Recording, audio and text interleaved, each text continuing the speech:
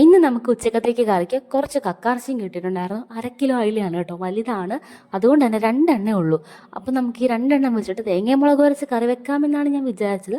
പക്ഷെ തേങ്ങ പൊതിക്കണമായിരുന്നു, അതുകൊണ്ട് തന്നെ മുളകിലങ്ങ് കറി വെച്ചു കേട്ടോ.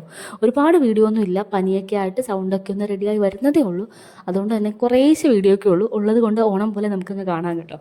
അപ്പോൾ അതാ നമ്മുടെ മുളക് കറി, അയില മുളകിലിട്ടത് റെഡി ആയിട്ടുണ്ട്. പിന്നെ നമ്മുടെ ചേമ്പും ചേനയും കാച്ചിലും പിന്നെന്തായിരുന്നു കപ്പയും എല്ലാം കുറച്ച് ഇരിപ്പുണ്ടായിരുന്നു. അതൊക്കെ വെച്ചിട്ട് ഒരു കോഴ ഉണ്ടാക്കി. നമ്മുടെ നാട്ടിൽ കോഴ എന്ന് പറയും, ചില സ്ഥലത്ത് പുഴുക്കെന്ന് പറയും. നമ്മൾ കോഴ എന്ന് തന്നെയാണ് കേട്ടോ പറയുന്നത്. അതും റെഡിയാക്കി.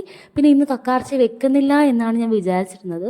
എന്തെങ്കിലും ഒരു ചാറുകറി ഉണ്ടാക്കാമെന്ന് വെച്ചു. പക്ഷേ പിന്നെ ഓർത്തു വേണ്ട, തോരൻ വെക്കാമെന്ന്. ശരിക്കും കുഞ്ഞായിരുന്നു, തോരൻ വെക്കാമെന്ന് വിചാരിച്ചെങ്കിലും തേങ്ങയില്ലാത്തത് കൊണ്ട് അതും അങ്ങ് ഫ്രൈ ചെയ്തെടുത്തിട്ടുണ്ടായിരുന്നു കേട്ടോ.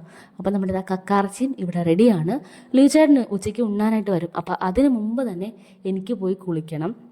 ചോറ് റെഡിയാണ്. ചോറ് അമ്മ രാവിലെ വെച്ചിട്ടാണ് പോയിട്ടുണ്ടായിരുന്നത്, അതും റെഡിയാണ്. അപ്പോൾ നമ്മുടെ കറികളെല്ലാം കൂടെ കൂട്ടി ലിജുചേട്ടന് ചോറെടുക്കാൻ പോവാണ്. അപ്പോൾ ആദ്യം തന്നെ ചോറെടുത്തിട്ടുണ്ട്. അതിലേക്ക് നമ്മുടെ കക്കാർച്ചിയും കുഴയും വെച്ച് കൊടുത്തു. ഒരു പാത്രത്തിലായിട്ട് മീൻ കറി എടുത്തു. അപ്പോൾ നമുക്ക് അടുത്തൊരു വീഡിയോയിൽ കാണാം. ടാറ്റാ.